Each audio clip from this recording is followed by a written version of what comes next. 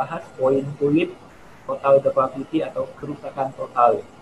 Adapun aturan debat, masing-masing pembicara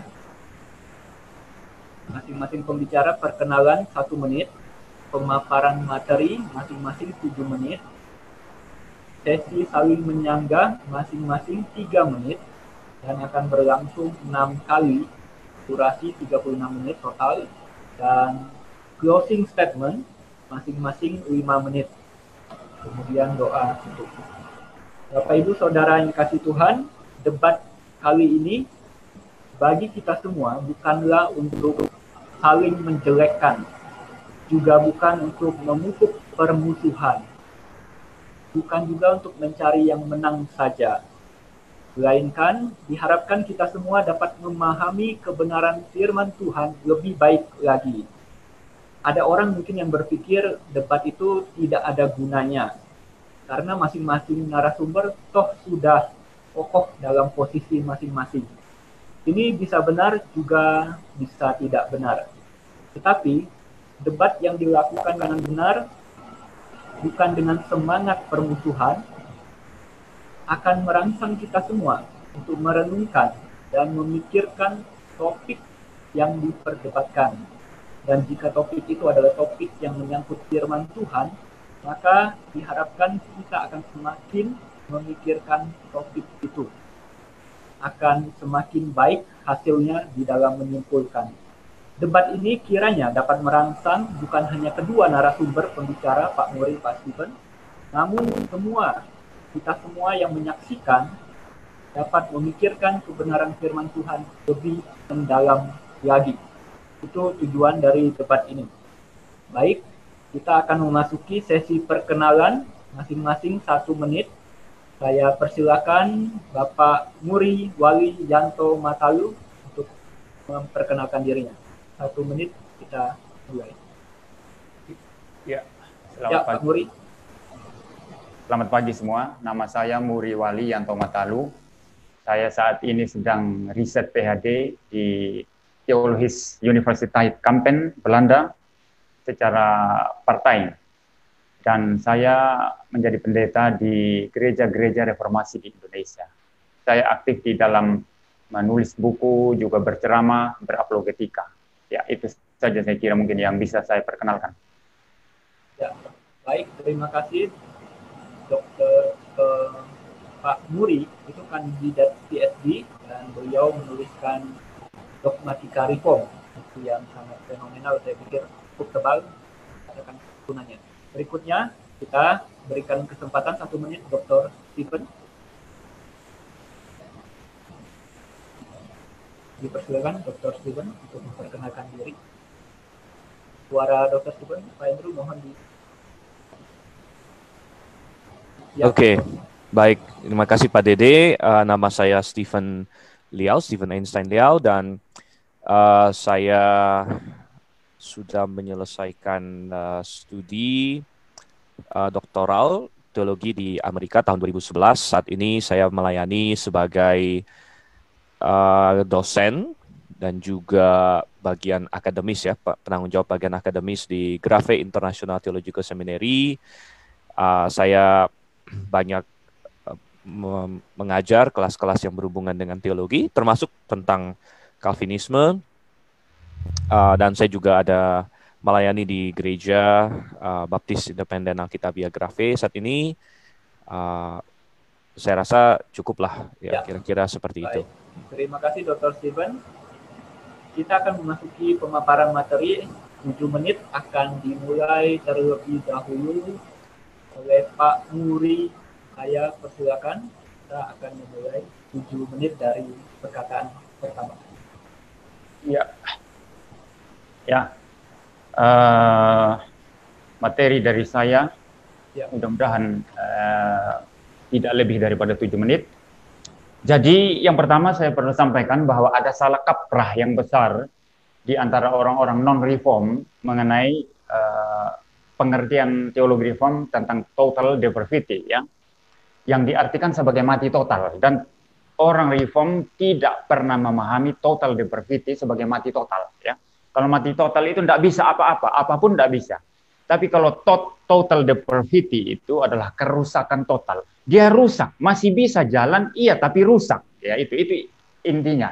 Dan kerusakan ini itu meliputi seluruh aspek daripada kehidupan manusia. Ya.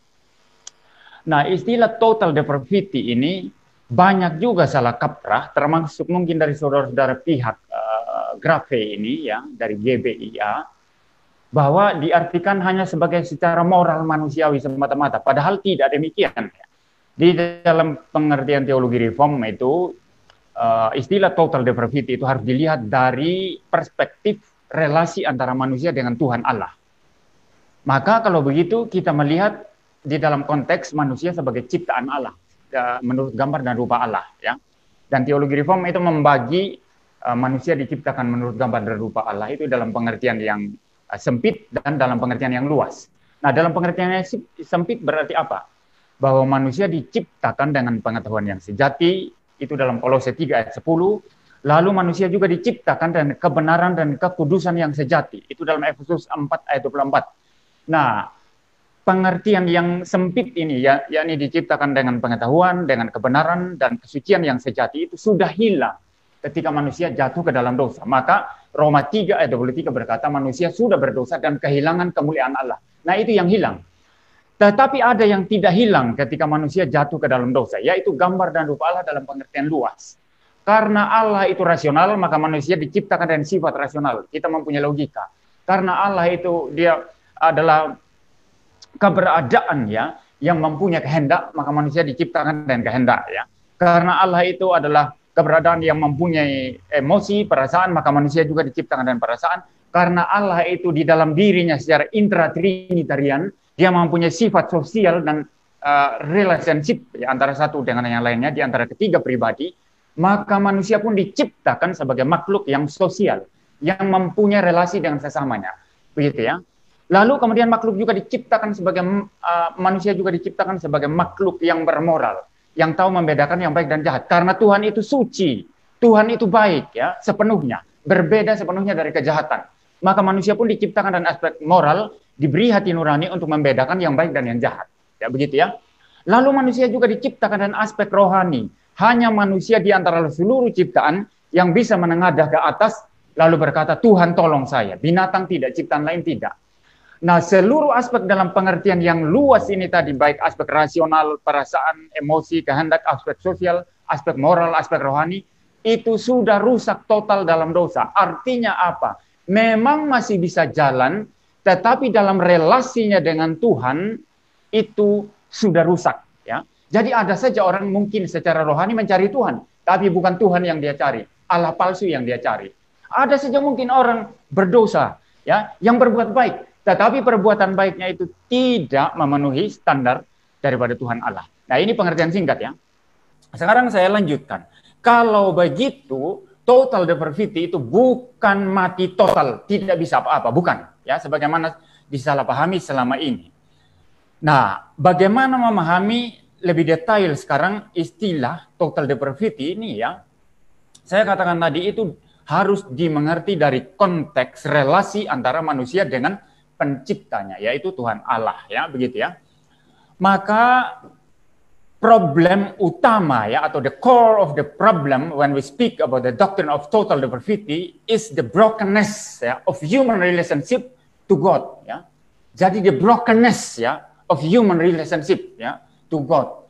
Jadi keterputusan, ya, atau rusaknya hubungan antara manusia dan Tuhan Allah. Maka saya melihat dalam 3 aspek sekarang, ya, untuk menjelaskan total depravity ini secara detail.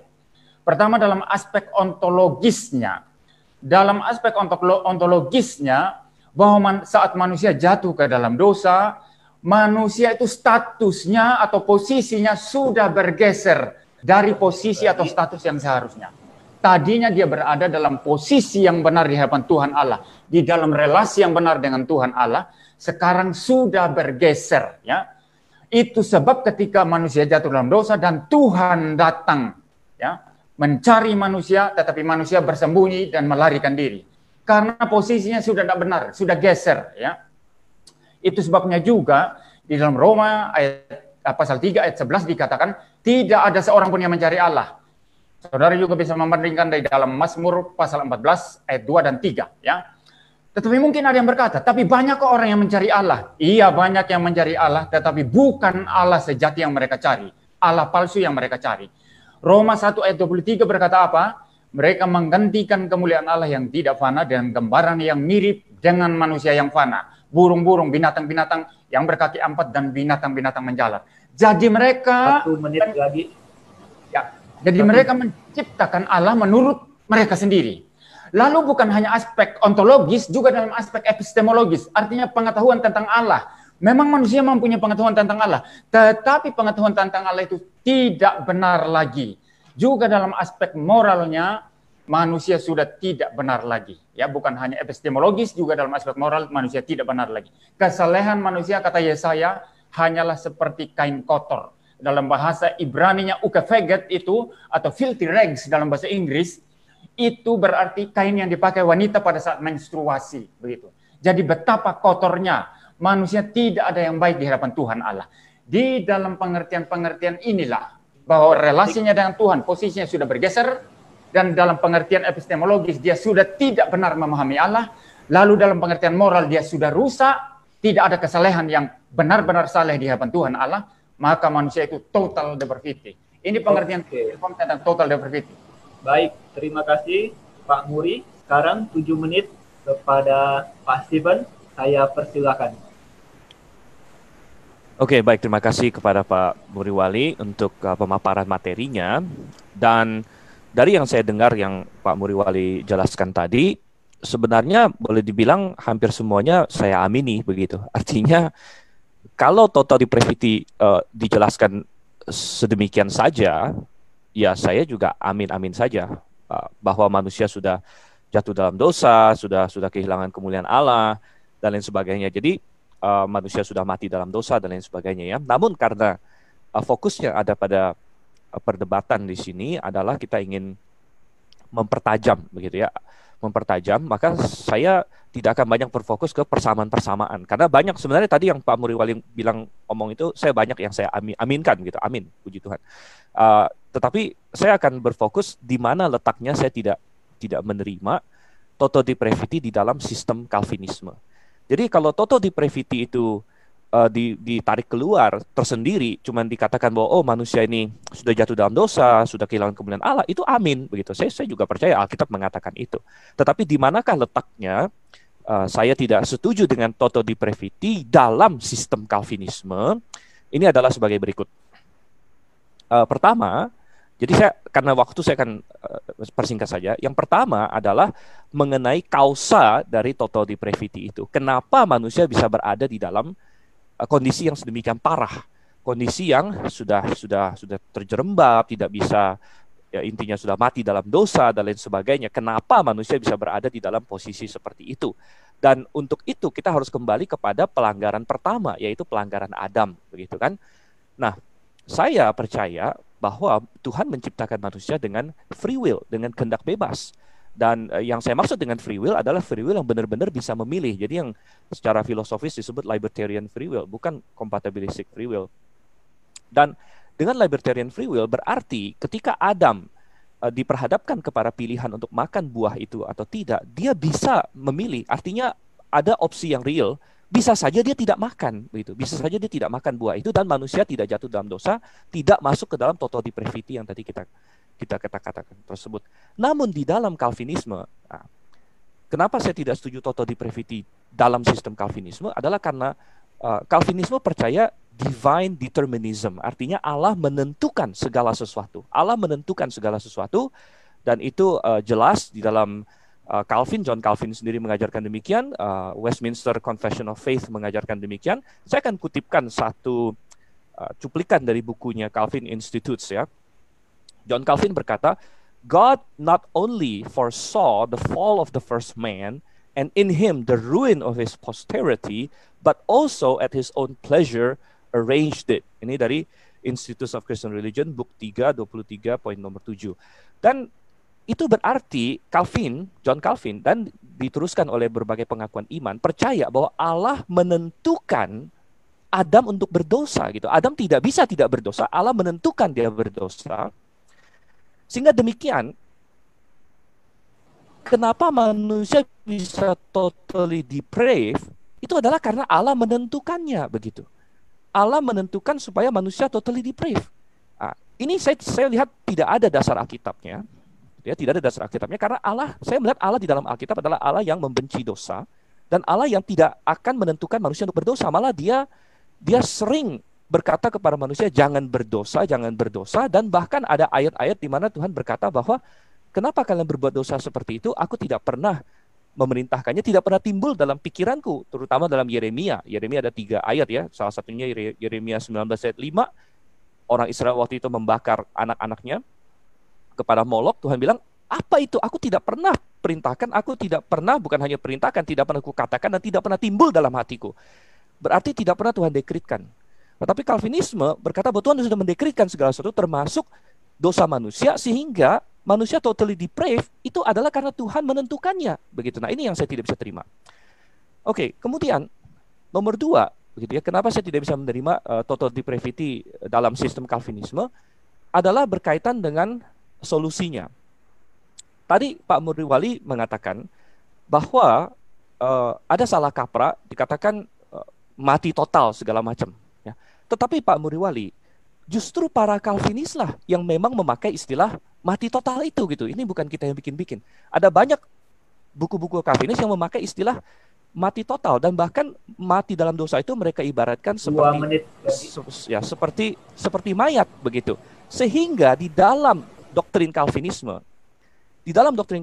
Ordo Salutis Calvinisme adalah bahwa manusia harus dihidupkan dulu oleh Tuhan, diregenerasi dulu, baru dia bisa beriman. Ini adalah Ordo Salutis atau urutan keselamatan di dalam Calvinisme. Jadi Calvinisme memang seolah-olah menyamakan total depravity itu dengan seperti kayak mati gitu. Sehingga argumen Calvinis yang sering saya baca dalam buku-buku Calvinis dan sebagainya, loh manusia sudah mati, dia tidak bisa merespon sebelum Tuhan hidupkan. Ya, ini adalah argumen Calvinis. Sehingga di dalam Calvinisme, total depravity berarti bahwa Tuhan harus melahirbarukan dulu, menghidupkan dulu orang tersebut dengan irresistible grace, walaupun itu bukan topik kita spesifiknya hari ini, tapi semua nyambung-sambung menyambung. Jadi Tuhan hidupkan terlebih dahulu, baru kemudian orang itu menjadi percaya, begitu. Dan ini Tuhan selektif. Jadi ada sebagian Tuhan hidupkan, dia jadi percaya. Yang Tuhan tidak hidupkan tidak akan menjadi percaya. Saya mendapatkan berbeda sekali yang Alkitab katakan. Alkitab mengatakan, misalnya sangat jelas sekali Yohanes 1 ayat 12. Tetapi semua orang yang menerimanya diberinya kuasa supaya menjadi anak-anak Allah. Ini ayat yang sangat terkenal, Yohanes 1 ayat 12. Semua orang yang menerimanya diberinya kuasa menjadi anak-anak Allah. Jadi menerima dulu baru lahir menjadi anak, begitu. Menerima dulu baru lahir menjadi anak. Jadi Alkitab mengajarkan Tuhan menawarkan kepada semua orang. Ada kata barang siapa, begitu kan? Semua orang Tuhan ingin. Karena semua orang sudah totally depraved, saya setuju. 20 detik. Maka Tuhan menawarkan kepada semua orang. Dan kalau mereka mau menerimanya, maka mereka dilahirbarukan, mereka akan menjadi anak-anak Allah.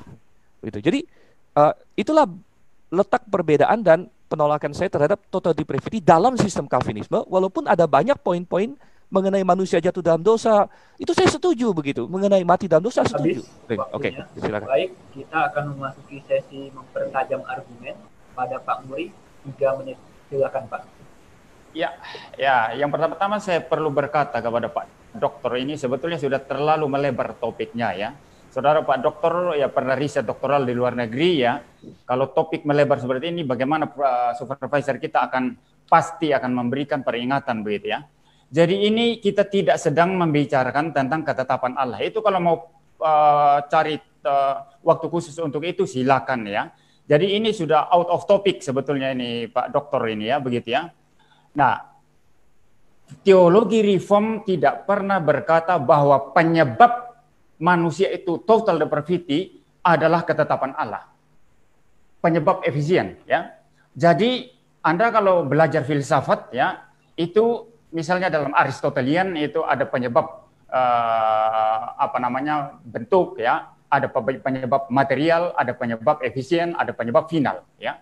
Nah, penyebab efisien yang menyebabkan manusia jatuh lalu rusak itu siapa? Manusia itu sendiri. Teologi reform tidak pernah berkata karena ditetapkan Tuhan. Ya, penyebab efisien manusia itu jatuh dalam dosa lalu dia rusak total adalah kehendaknya sendiri, maka manusia itu yang bertanggung jawab atas dosanya. Teologi reform tidak pernah bertubrukan doktrinnya satu dengan yang lainnya. Nah ini Anda, maaf kalau saya agak kasar berkata, mungkin ini fitnah ini Anda begitu ya. Jadi yang bertanggung jawab manusia, yang jatuh manusia begitu ya. Nah Tuhan di sini bagaimana?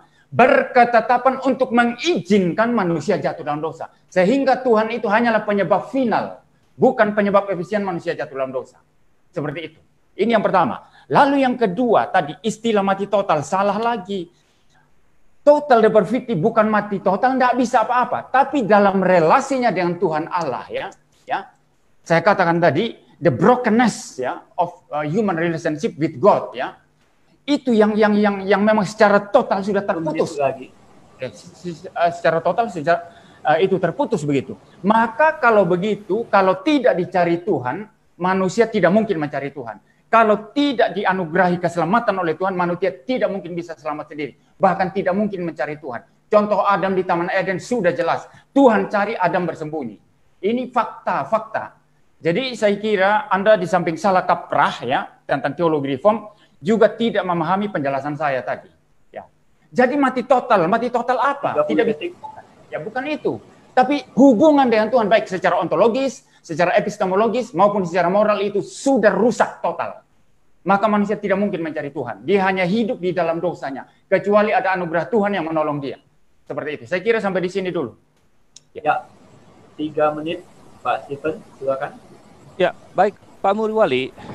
Anda pasti tahu bahwa Calvinisme itu kita memang fokus di satu demi satu poin, tetapi semua itu sambung menyambung seperti satu mata rantai begitu. Jadi tidak mungkin kita tidak bersenggolan sama sekali. Saya mencoba untuk berfokus ke masalah total depravity.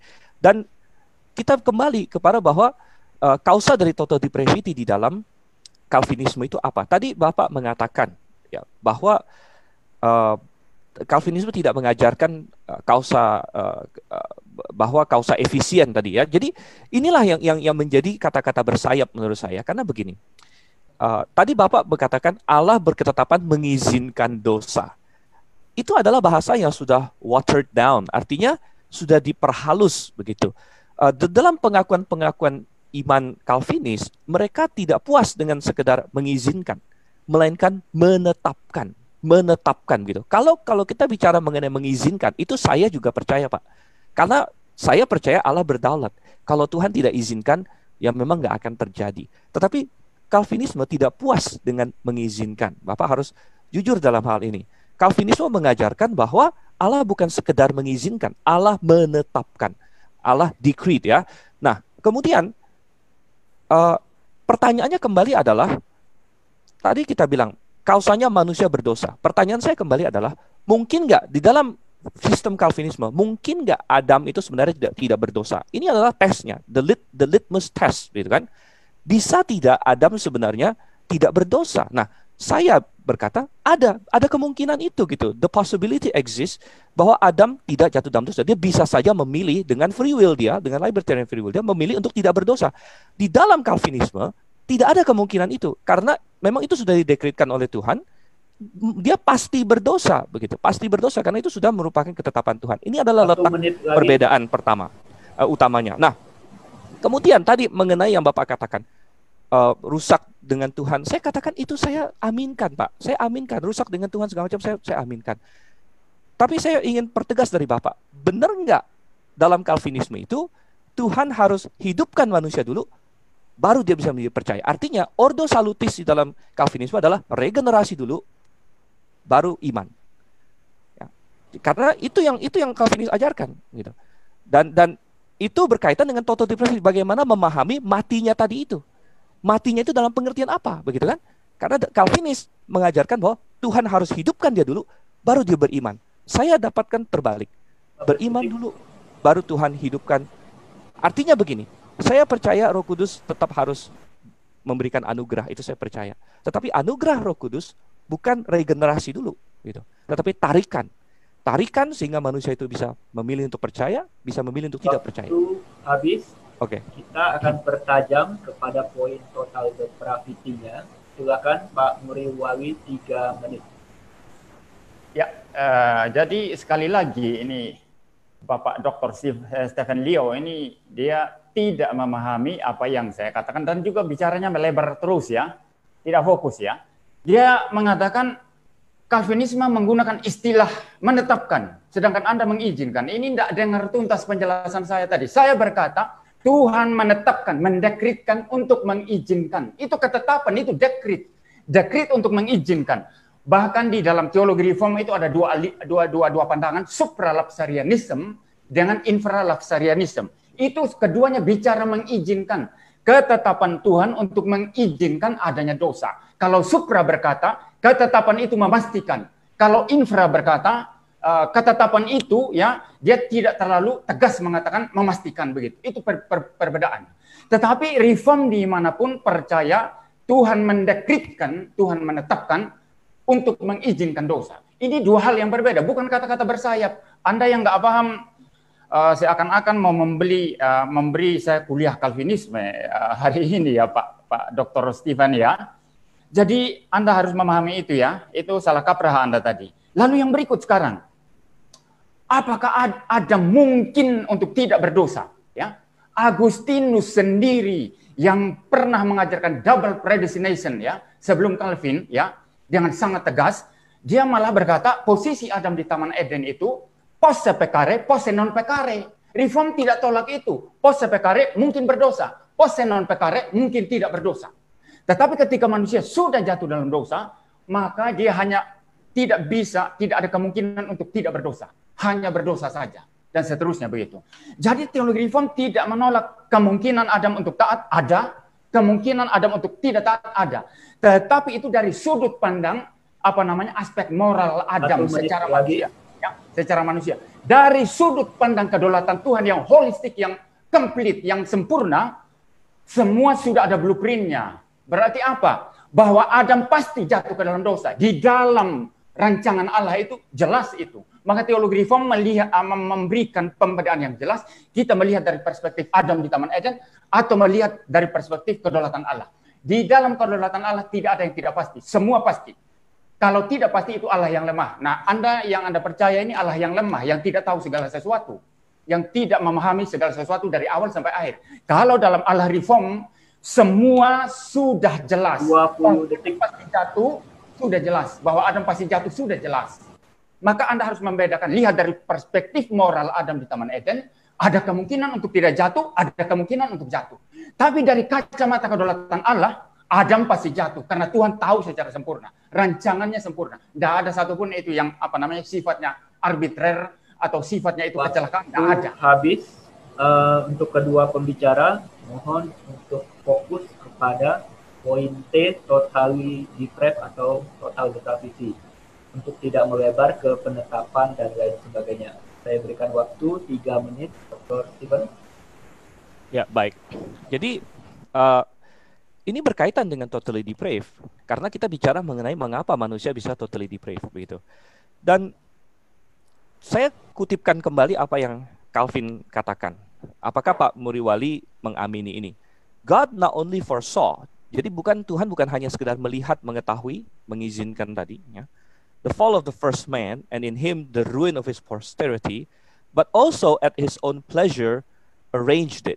Artinya, Tuhan bukan hanya sekedar melihat bahwa Adam bakal jatuh, tetapi at his own pleasure arranged it. Artinya, Tuhan yang menetapkan bahwa ini Adam ini jatuh, dia akan jatuh gitu. Tidak ada yang lain lagi. Jadi kembali saya katakan begini. Inilah letak perbedaan. Tadi Bapak bilang saya percaya Allah yang lemah. Sama sekali tidak. Yang dipertaruhkan di sini bukanlah masalah kekuasaan Tuhan. Tuhan Maha Kuasa. Dia mau melakukan apapun oke. Yang dipertaruhkan di sini adalah karakter Tuhan. Karakter Tuhan. Apakah Tuhan yang menetapkan manusia totally depraved, kemudian dia sendiri pula yang menghukum manusia yang totally depraved itu. Ataukah Tuhan memberikan suatu pilihan yang real kepada Adam, ya, sehingga Adam memang bisa memilih untuk jatuh dalam dosa atau tidak jatuh ke dalam dosa, begitu. Saya percaya bahwa ada suatu pilihan yang real, begitu. Dan saya yakin Saya yakin Pak Muriwali familiar dengan istilah libertarian free will, compatibilistic free will, dan sebagainya. Jadi di dalam Calvinisme, ya, walaupun Calvinisme mengatakan Adam dalam tanda kutip punya pilihan, tetapi sebenarnya seperti yang Pak Muriwali sudah katakan tadi, dari sudut pandang absolut sebenarnya tidak ada pilihan, begitu. Dari sudut pandang Tuhan sebenarnya tidak ada pilihan. Dia pasti akan jatuh, begitu. Nah, kalau saya melihat dari sudut pandang Tuhan, Tuhan menciptakan manusia dengan kehendak bebas. Tuhan kasih kehendak bebas. Silakan, begitu kan? Dan tadi saya belum mendapatkan konfirmasi dari Pak Muriwali mengenai apakah Pak Muriwali setuju dengan poin Calvinisme bahwa manusia yang sudah totally depraved itu harus dihidupkan dulu baru menjadi percaya, begitu. Nah, ini tadi belum dikonfirmasi, mungkin karena kehabisan waktu. Apakah memang karena itu standarnya Ordo Salutis di dalam Calvinisme, dan membantu untuk mendefinisikan apa itu yang disebut mati dalam dosa itu. Kita saya yakin berdua sepakat bahwa manusia sudah mati dalam dosa. Karena Alkitab mengajarkan itu. Tapi apa maknanya? Apa maknanya mati dalam dosa dan efeknya kepada masalah keselamatan? Ini yang menjadi tanda tanya, begitu. Karena saya mendapatkan di dalam Alkitab bahwa di dalam Alkitab percaya dulu baru lahir baru, begitu. Berbeda dengan Ordo Salutis dalam Calvinisme. Waktu habis, kita pertajam pada poin total depravity agar kedua pembicara bisa melihat perbedaannya. Mohon kepada Pak Muri waktu 3 menit. Ya, Pak. Jadi kembali lagi out of topic ini ya. Itu kan topiknya irresistible grace, nanti itu yang masalah harus regenerasi dulu baru percaya atau apa kan begitu. Jadi ini sudah keluar dari konteks ya. Jadi memang saya melihat tadi Pak Dr. Stephen ini ya lari-lari ke sana kemari, itu argumentasinya nggak fokus ya. Lalu apa yang saya sudah jelaskan, dia tidak berusaha untuk mau memahami, tapi terus ngotot untuk menyatakan apa yang dia pahami yang saya sudah bantah. Saya sudah mengatakan tadi bahwa semua orang reform itu percaya dekrit Allah yang mengizinkan kejatuhan. Tetapi bagaimana kejatuhan itu ya, atau penyebab efisien dari kejatuhan itu adalah manusia sendiri. Silakan tanya Budi Asali, tanya Stephen Dong, tanya siapa saja. Semua orang sepakat ya, walaupun mungkin penjelasannya nanti itu ya dari perspektif masing-masing mungkin ada sedikit itu ya. Jadi Allah memang mengizinkan untuk menetapkan untuk mengizinkan dosa itu. Kalau Anda menolak ini, Anda sedang mengoyak-ngoyak kedaulatan Tuhan Allah. Dia Allah yang tidak berdaulat. Artinya apa? Dia menciptakan manusia dengan free will, lalu dengan free will-nya manusia jatuh, padahal Tuhan tidak mau manusia jatuh. Wah, ini sangat mengoyak-ngoyak kedaulatan Allah. Allah apa itu? Saya tidak percaya Allah yang seperti itu. Saya percaya Allah yang berdaulat, ya, yang menciptakan manusia dengan potensi untuk jatuh dan potensi untuk tetap taat. Ya. Tetapi dalam kacamata Tuhan, ya, yang berdaulat, dia sempurna, mutlak tahu, ya, bahwa manusia yang dia ciptakan itu pasti jatuh, ya, pasti jatuh. Ya. Dan bagaimana ketetapan Allah dan pengetahuannya tentang manusia pasti jatuh itu kita tidak bisa menyusunnya dalam kronologi pengetahuan. Kalau pengetahuan Tuhan tidak bisa dibicarakan secara kronologis. Dia tahu segala sesuatu, ya. Dia tahu segala sesuatu secara simultan, secara sempurna. Maka di dalam konteks kedaulatan Tuhan, kejatuhan manusia pasti bukan sesuatu yang tidak pasti, tetapi penyebab efisiennya bukan Tuhan. Penyebab efisien manusia itu sendiri menggunakan free will-nya untuk jatuh ke dalam dosa. Begitu. Jadi Anda mesti memisahkan ini, penjelasan ini. Kalau campur adukan ya kacau nanti kan begitu. Jangan dicampur adukan. Lalu kemudian karakter Tuhan apa yang dipertaruhkan? Kalau Tuhan menetapkan untuk mengizinkan, bukan Tuhan yang berdosa kok, bukan Tuhan yang menjadi penyebab efisien manusia jatuh dalam dosa kok. Karakter apa yang dipertaruhkan? Tuhan tetap baik, tetap sempurna. Ya, seperti itu. Ya. Pak Muri, bagaimana pertanyaan tadi dipertajam, regenerasi kemudian percaya? Masih ada waktu Pak Muri? Itu saya sudah katakan tadi, itu sudah melebar itu. Itu nanti topik irresistible grace nanti itu. Itu di topik irresistible. Oke, waktu habis. Kepada kedua pembicara, saya mohon kita tidak lari kepada penetapan Tuhan, dekret dan sebagainya, tapi kita mau pertajam perbedaan totally depraved yang dimengerti reform dan dimengerti baptis fundamental. Oke, baik, 3 menit, Dr. Stephen. Ya, saya menanggapi begini Pak Dede. Memang kita membahas total depravity dan saya setuju begitu. Dan dari semua yang tadi Pak Muriwali katakan tadi ya, dia belum menyatakan poin yang berbeda sebenarnya, begitu. Kalau dia berkata bahwa manusia rusak di hadapan Tuhan, ya saya juga setuju, amin, gitu. Nggak ada masalah dengan masalah itu. Bahwa manusia secara ontologis segala macam merusak di hadapan Tuhan, nggak masalah. Makanya yang saya cari adalah poin perbedaannya, begitu. Poin perbedaannya. Dan di poin perbedaannya itulah saya berfokus. Kalau kita bicara yang sama-sama saja, oke, nggak masalah. Sebenarnya saya juga banyak sih yang saya setujui, begitu kan. Nah, makanya saya lari kepada titik awal dari total depravity. Ini bukan melebar gimana. Ini kita bicara mengenai kenapa bisa totally depraved gitu. Jadi ada sangat-sangat relevan dengan totally depraved ini. Kenapa bisa totally depraved, begitu kan? Tadi Pak Muriwali mengeluarkan suatu pernyataan bahwa seolah-olah saya percaya Allah yang mau manusia tidak berdosa, tapi akhirnya manusia berdosa. Itu tadi pernyataan begitu kan. Jadi seolah-olah Allah yang tidak berkuasa, Allah maunya begini, jadinya begini, begitu. Tetapi saudara yang kasih Tuhan, Tuhan sendiri yang berkata di dalam firman Tuhan, misalnya Tuhan Yesus pernah berkata di Lukas, "Hai Yerusalem, betapa aku rindu untuk mengumpulkan kalian seperti induk ayam terhadap anaknya, tapi kalian tidak mau." Jadi saudara yang kasih Tuhan, Tuhan memang menciptakan manusia dengan free will. Justru dengan pernyataan seperti itu, Pak Muriwali seolah-olah mengatakan, dan ini saya perlu konfirmasi lagi, kalau begitu di dalam sistem Calvinisme, Tuhan memang mau Adam jatuh dalam dosa. Gitu. Tuhan mau Adam jatuh dalam dosa, berdasarkan pernyataan tadi. Karena apa? Karena dia berkata, saya percaya Allah yang maunya Adam tidak jatuh dalam dosa. Saya aminkan, Allah maunya Adam tidak jatuh dalam dosa. Gitu. Allah maunya Adam tidak jatuh dalam dosa. Tapi kenapa seolah-olah Allah kalah atau tidak berdosa? Bukan. Karena dia sudah punya ketetapan yang lebih dahulu. Yaitu ketetapan lebih dahulu, dia ingin menciptakan manusia yang punya kehendak bebas.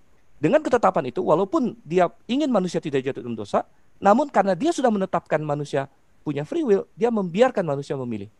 Tetapi dalam sistem Calvinisme, seolah-olah saya mendengar tadi, seolah-olah Allah mau Adam jatuh dalam dosa. Dan itu yang memang diajarkan oleh Calvin. God arranged it, gitu ya. Lalu untuk apa ini dibeda-bedakan? Oh, ini irresistible grace lah, ini segala macam lah. Ini semua sambung menyambung Pak Muri. Tinggal dijawab saja, ya atau tidak. Apakah di dalam sistem karena kita mau bicara, saya ingin berfokus ke mati dalam dosa itu artinya apa gitu loh. Makanya saya pertajam di situ. Mati dalam dosa artinya apa? Benarkah harus dihidupkan dulu, gitu kan? Baru bisa percaya atau tidak, begitu. Ini semua sambung menyambung Pak. Gitu. Waktu habis. Baik Pak Muri, mohon menanggapi apa yang disampaikan barusan Pak Stephen, 3 menit.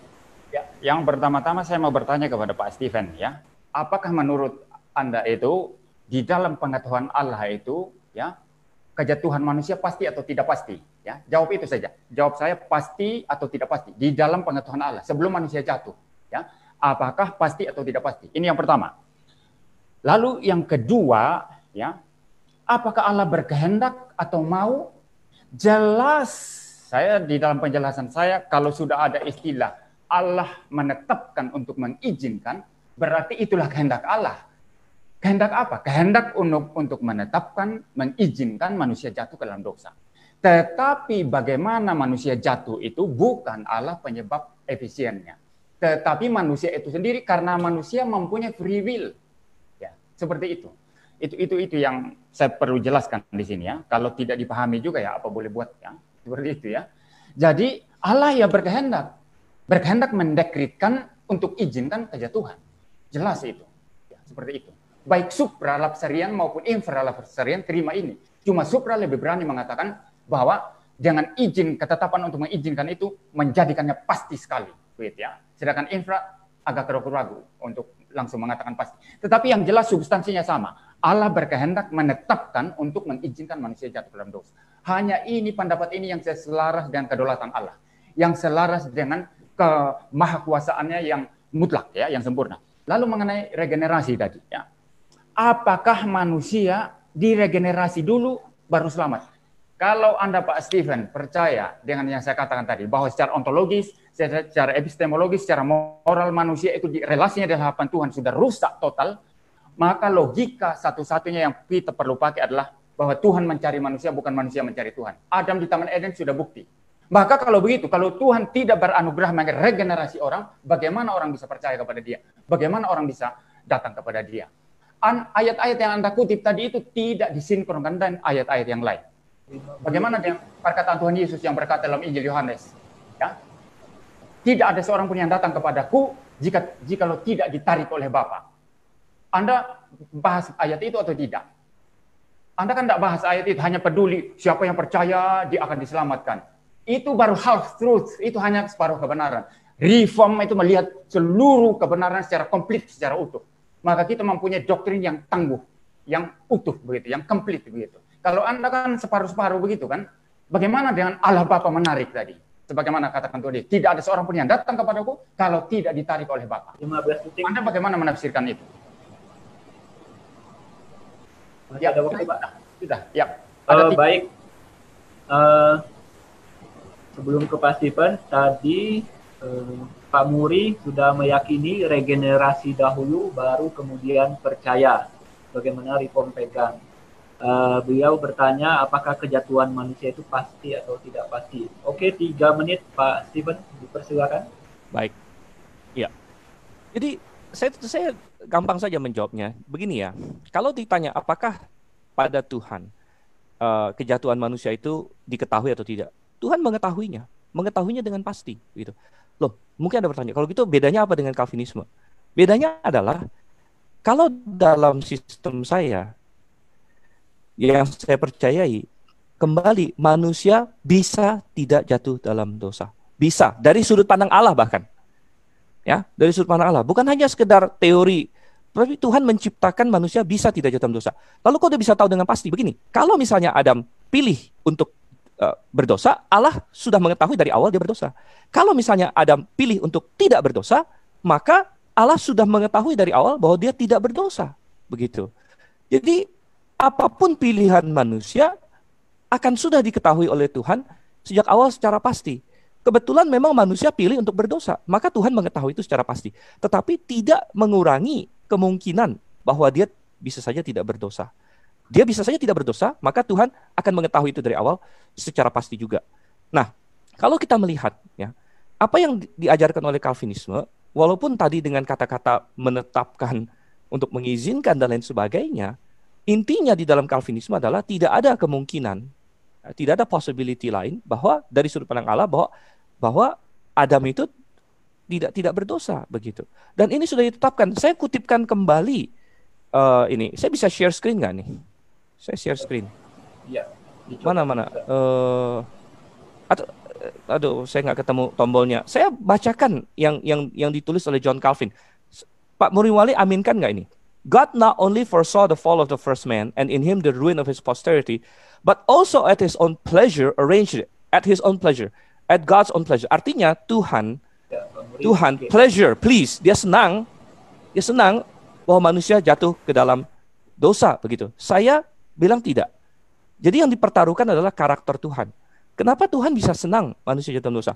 Kalau dikatakan bahwa Tuhan yang mencari manusia, amin, saya katakan amin. Tidak ada seorang pun datang kepada Bapa selain kalau dia tidak ditarik. Amin, saya katakan amin. Saya percaya bahwa Tuhan harus berinisiatif terlebih dahulu, Pak. Kalau Tuhan tidak berinisiatif, manusia tidak akan bisa diselamatkan. Ya, jadi banyak orang salah tanggap juga dengan pengajaran Grave seolah-olah manusia bisa menyelamatkan diri sendiri. Itu bohong. Manusia tidak bisa menyelamatkan diri sendiri. Tuhan harus berinisiatif. Tapi inisiatif Tuhan bukan dalam bentuk langsung meregenerasi, begitu.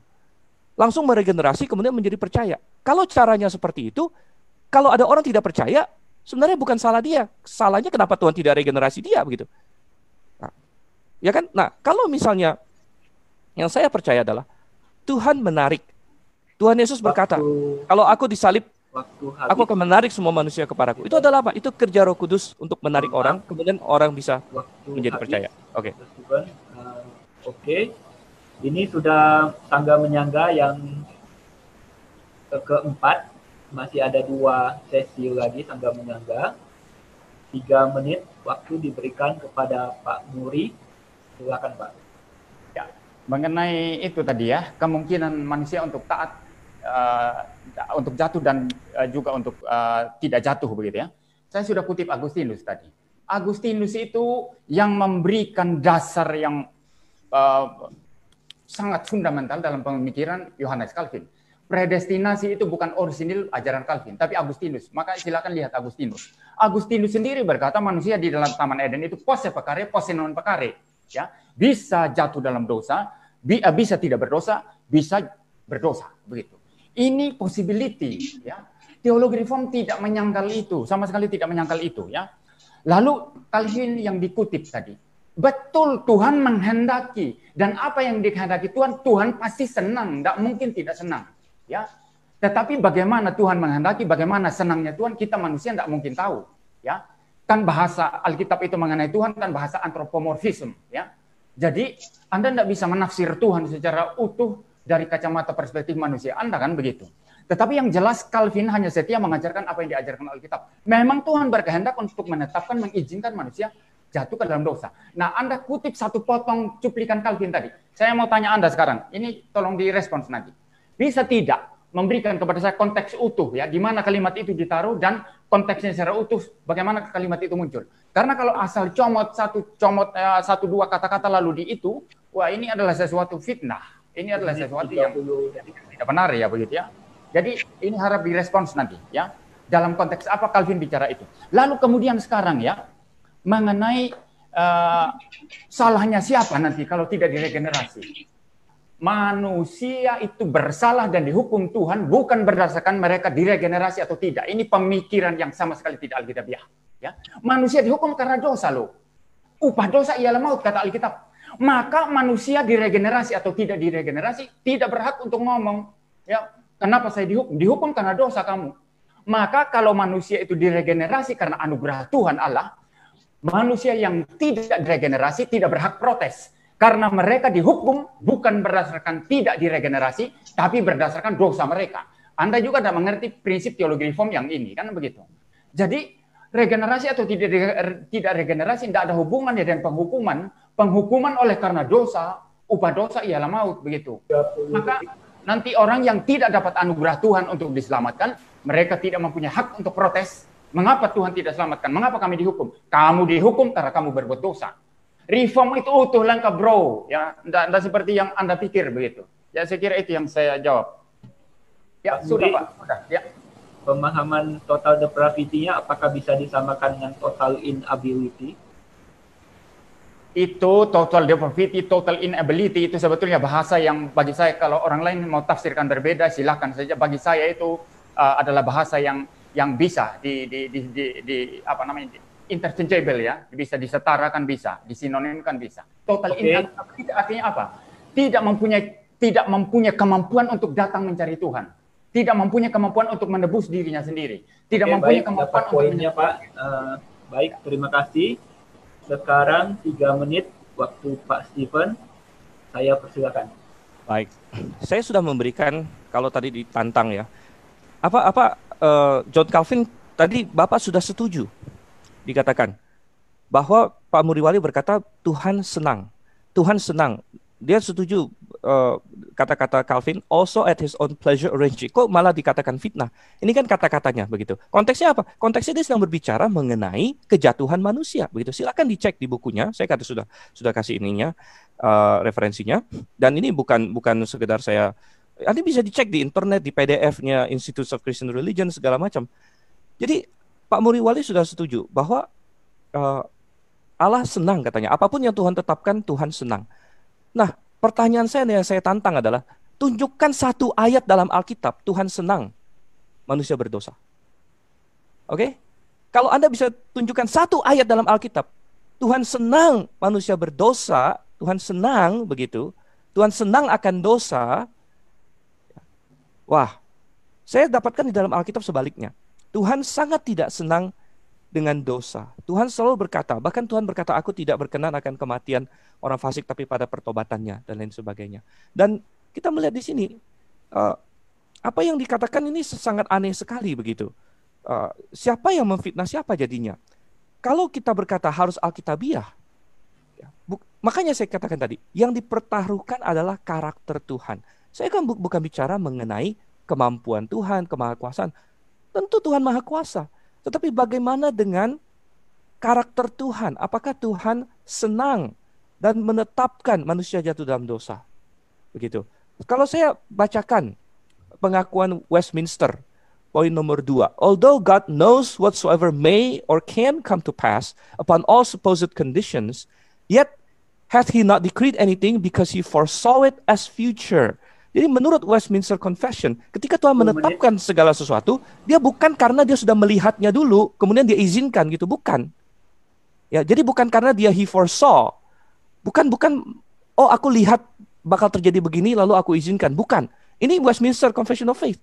Melainkan Tuhan memang menetapkan, menginginkan ini yang akan terjadi. Begitu. Jadi kalau dibilang semua reform, ini saya kutipkan. Westminster Confession of Faith, chapter 3 of God's Eternal Decree, poin nomor 2. Gitu ya. Tadi ada poin apa lagi yang belum saya jawab? Tadi apa ya? Yang mengenai lahir baru. Ini regenerasi. Waktu saya tinggal berapa? Tadi kan Bapak bilang bahwa manusia tidak dihukum karena regenerasi dan sebagainya.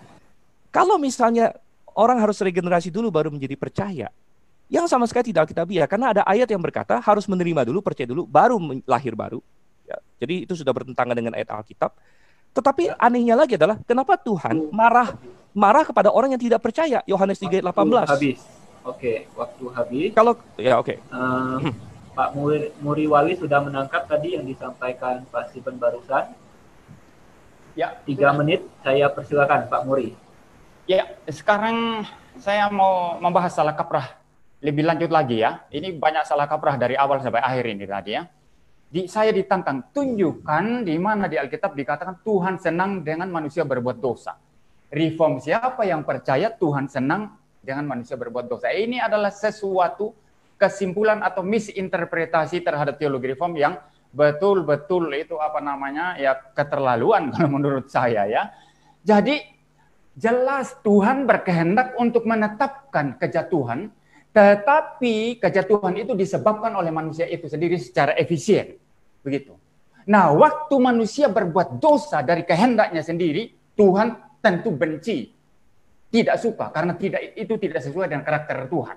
Itu sebab manusia harus dihukum karena dosanya. Kalau dia tidak ditebus oleh Kristus. Begitu. Jadi pertanyaan yang tidak relevan tadi ya, yang salah kaprah dengan apa yang saya katakan.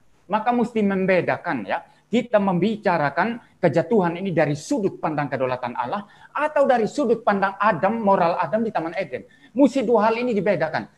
René Descartes berkata kita mesti berpikir, ini filsuf dunia yang bukan orang Kristen sungguh-sungguh menurut saya ya, tapi dia masih memahami cara berpikir clear semacam itu ya. Jadi mesti bisa memilah-milah, campur aduk nggak bisa kita begitu ya. Jadi itu yang pertama. Lalu yang kedua mengenai mempertaruhkan karakter Tuhan. Loh, Anda Pak Stephen kan belajar doktrin Allah kan, ya teologi ya, doktrin Allah. Kedaulatan Allah itu karakter Allah, sifat Allah. Kedaulatan Allah bukannya sesuatu yang bukan karakter, itu karakter Allah. Maka Anda di sini sedang mempertaruhkan kedaulatan Allah, menjadikan Allah yang tidak berdaulat, yang tidak bisa menetapkan ya, yang tidak bisa berdaulat atas segala sesuatu. Maka kalau begitu Allah Anda Allah yang tidak maha kuasa, saya katakan. Allah yang tidak maha kuasa, yang tidak berdaulat. Begitu. Maka itu karakter Allah. Maka sifat Allah yang berdaulat, sifat Allah yang suci, sifat Allah yang kasih, sifat Allah yang benar, itu semua jadi satu dalam diri Allah. Tidak bisa dipertentangkan satu dengan yang lainnya. Nah sekarang misalnya Anda tuduh orang reform itu tidak menuduh Allah itu tidak suci misalnya kalau ingin manusia jatuh dalam dosa. Kenapa? Tidak ada alasan itu. Karena yang ingin berdosa dan jatuh adalah manusia. Tuhan hanya mendekretkan untuk mengizinkan kejatuhan itu. Mirip kalau saya, mungkin contoh sederhana walaupun tidak menjelaskan ya. Saya misalnya membeli motor untuk anak saya. Ini contoh sederhana ya, yang mungkin tidak secara utuh menjelaskan. 20 detik.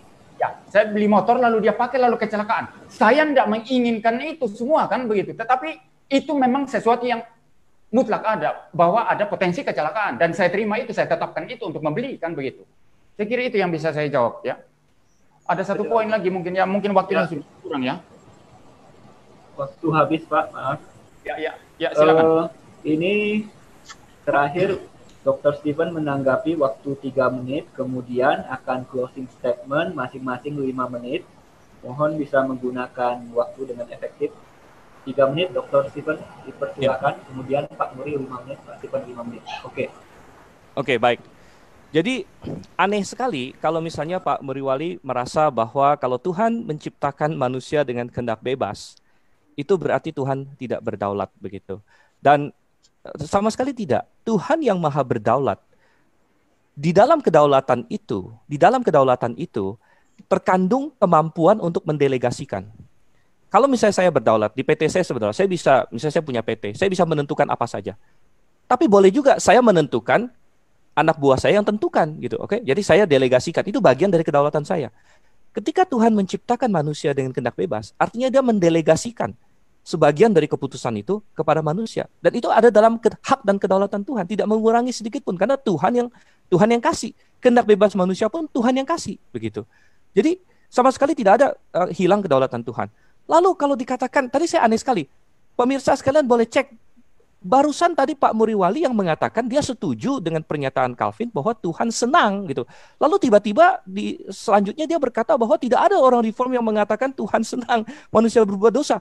Tadi di jawaban sebelumnya, barusan Pak Muriwali menyetujui apa yang Calvin katakan, also at his own pleasure arranged it. Maksudnya kejatuhan Adam. Dan Pak Muriwali kasih jempol dan berkata bahwa benar, apa yang Tuhan tetapkan, Tuhan senangi, pasti Tuhan setujui, dan lain sebagainya. Makanya saya menanggapi dengan menantang atau menanya di mana ayatnya begitu. Karena Calvinisme kan Alkitabiah katanya. Kalau memang Calvin itu Alkitabiah, bahwa Tuhan bukan hanya foresaw, bukan hanya mengizinkan, tetapi at his own pleasure arranged it, dan tadi dikasih jempol dan setuju.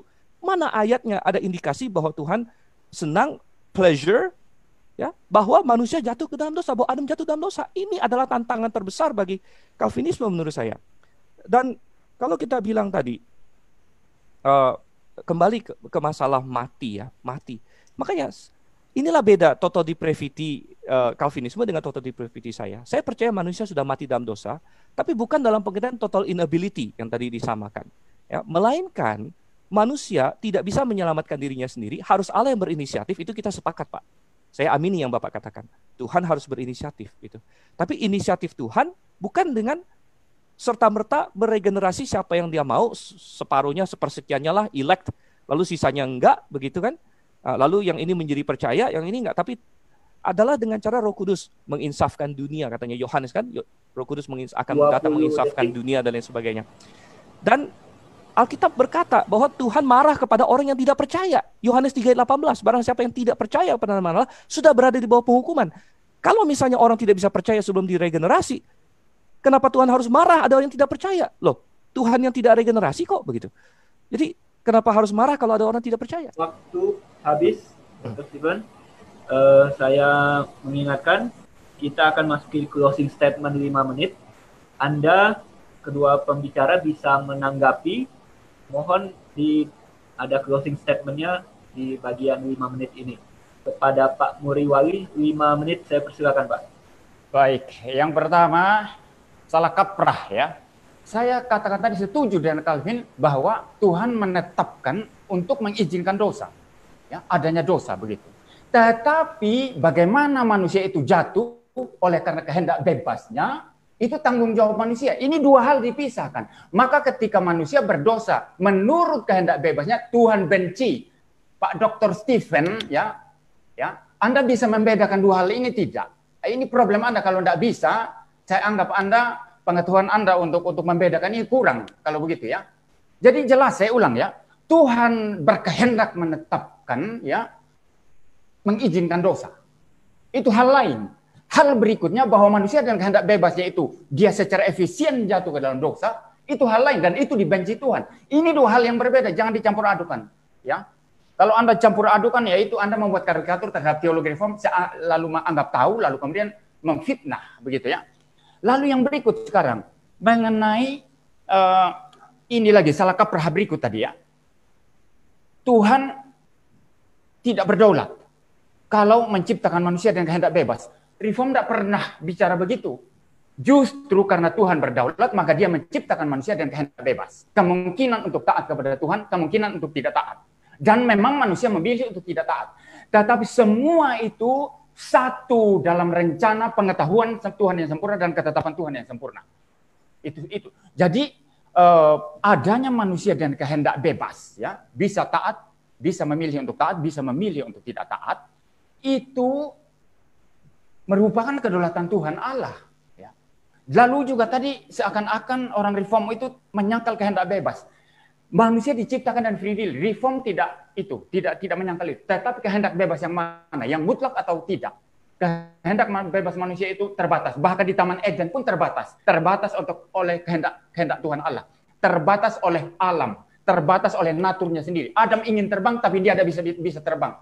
Karena dia bukan mempunyai sayap. Tidak mempunyai sayap. Jadi kehendak bebas yang terbatas ada. Dan itu yang dia pakai, kemudian dia gunakan untuk jatuh. Dan kejatuhannya itu Tuhan benci. Ya. Jadi Anda mesti membedakan antara bagaimana Tuhan menetapkan untuk mengizinkan kejatuhan, ya, menetapkan untuk mengizinkan kejatuhan, dengan bagaimana Adam berbuat dosa dari free will-nya sendiri. Ini dua hal yang berbeda. Ya. Anda mesti membedakan ini. Lalu kemudian tadi mengenai manusia regenerasi, ya, manusia berbuat dosa. Sekarang pertanyaan saya, kalau manusia itu rusak total, Anda tadi terima rusak total, lalu katanya total inability, saya tidak ada setuju katanya. Ya silakan ya. Anda terima doktrin kerusakan total. Kalau manusia rusak total, artinya dalam relasi dengan Tuhan, bagaimana manusia mencari Tuhan? Tentu Tuhan harus cari manusia. Bagaimana manusia bisa berespons kepada Tuhan kalau dia sedang total depravity? Kecuali Tuhan menghidupkan dia, baru dia bisa berespons. Ini logikanya, ini logika sederhana.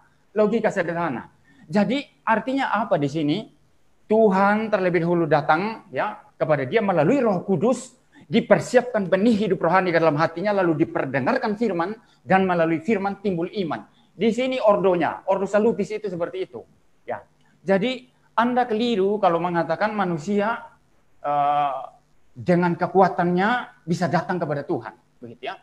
Tuhan cari manusia, lalu juga manusia menyambut Tuhan. Tidak bisa seperti itu.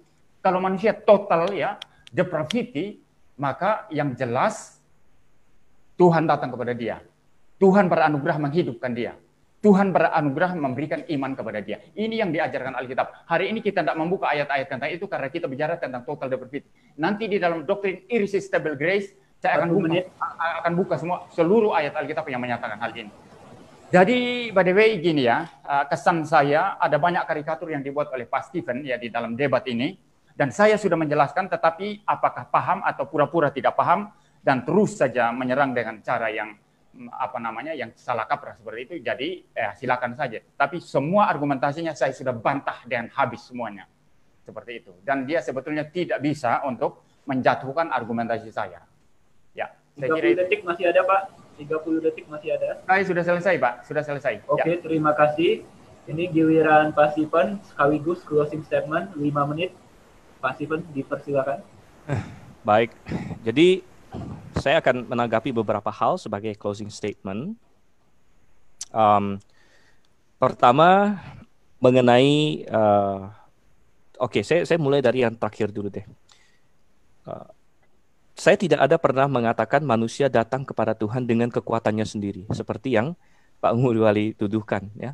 Bahkan saya secara spesifik mengatakan bahwa manusia tidak bisa datang pada Tuhan dengan kekuatannya sendiri, harus Tuhan yang berinisiatif. Itu saya setuju Pak, itu kita setuju. Perbedaannya, makanya saya fokus ke perbedaan. Kalau kita mau ngomong setujunya, sebenarnya ada banyak yang kita setujui. Saya fokus kepada perbedaannya, karena ini adalah masalah debat. Dan perbedaannya adalah bahwa, ya, saya percaya Tuhan datang kepada manusia itu dengan cara dia mati di kayu salib. Dengan cara mendatangkan Injil kepada dia. Dengan cara Roh Kudus bekerja dalam hatinya sehingga dia langsung bisa memilih. Itu kerja Roh Kudus. Roh Kudus yang memampukan dia memilih untuk percaya atau tidak percaya. Yang dari tadi keadaan rusak itu, Roh Kudus datang, bekerja dengan Injil dan lain sebagainya, dia langsung bisa memilih mau percaya atau tidak percaya. Dan kalau dia percaya, maka dia dihidupkan. Nah, oleh karena itu, ayatnya banyak. Saya hanya, tadi Pak Muriwali tidak mau buka ayat. Saya ada banyak sekali ayat. Saya hanya sebut satu. Yohanes 1 ayat 12. Jadi, jangan pakai logika yang bertentangan dengan Alkitab. Tadi Pak Muriwali berkata, logikanya harus hidup dulu, baru percaya. Loh, logika yang bertentangan dengan Alkitab itu menjadi salah kaprah. Karena Alkitab berkata, menerima dia dulu, baru lahir baru menjadi anak Allah. Menerima dia dulu, baru lahir baru. Yohanes 1:12, masih ada banyak ayat yang lain. Kemudian, kalau Pak Muriwali mengatakan bahwa reform tidak ada yang mengajarkan Allah senang manusia jatuh dalam dosa. Kalau begitu Pak Muriwali harus mengatakan John Calvin salah. John Calvin salah dan bertentangan dengan Alkitab ketika John Calvin menuliskan at his own pleasure arranged. Ini kan yang tadi saya tanya. Saya tanya dalam salah satu sesi kepada Pak Muriwali, apakah Pak Muriwali setuju dengan ini? Pak Muriwali kasih jempol. Tapi kemudian setelah saya tantang untuk memberikan ayat untuk mendukung ini, sepertinya terjadi perubahan. Oh, enggak. Tuhan membenci dosa. Saya setuju, Pak. Saya setuju Tuhan membenci dosa. Mengenai free will, Pak Muriwali berkata bahwa reform percaya free will. Kita tidak punya banyak waktu untuk membahas free will. Tapi kalau Anda belajar tentang Calvinisme dan sebagainya, Anda akan tahu free will yang dipercaya dalam Calvinisme adalah yang disebut sebagai compatibilistic free will. Compatibilistic free will itu beda dengan free will yang diketahui umum gitu. Yang diketahui umum itu libertarian free will, yaitu manusia benar-benar bisa memilih. Tapi Calvinisme percaya compatibilistic free will yang berarti bahwa manusia dikatakan bebas tapi pasti melakukan dan tidak bisa tidak, there is no counterfactual, tidak bisa tidak, dia harus dan pasti melakukan apa yang Tuhan telah diberikan. Itu adalah free will di dalam Calvinisme. Saya yakin Pak Muriwali kalau sudah mempelajari ini tidak akan menyangkal. Itulah free will definisi Calvinisme. Free will yang bebas tapi bebas melakukan yang Tuhan tetapkan begitu. Benar, itu benar, itu adalah compatibilistic free will di dalam Calvinisme. Jadi jangan seolah-olah ngomong ke orang awam Calvinisme percaya free will, benar, tapi kalian mendefinisi ulang apa itu free will gitu. Kalian mendefinisi ulang apa itu free will. Sehingga free will kalian buat menjadi yang namanya compatibilistic free will seolah-olah bebas, tapi bebasnya itu hanya bebas untuk melakukan apa yang Tuhan telah tetapkan sebenarnya. Begitu. Dan tidak mungkin ada yang lain sekali lagi pertanyaan kuncinya adalah bisakah begitu kan? Mungkinkah terjadi selain dari yang Tuhan tetapkan itu begitu. Nah, dan kita berkata bahwa saya percaya Tuhan menetapkan nomor satu menciptakan manusia punya kehendak bebas. Kemudian Tuhan kasih delegasi manusia yang punya kehendak bebas itu dia bisa memilih A, bisa memilih B.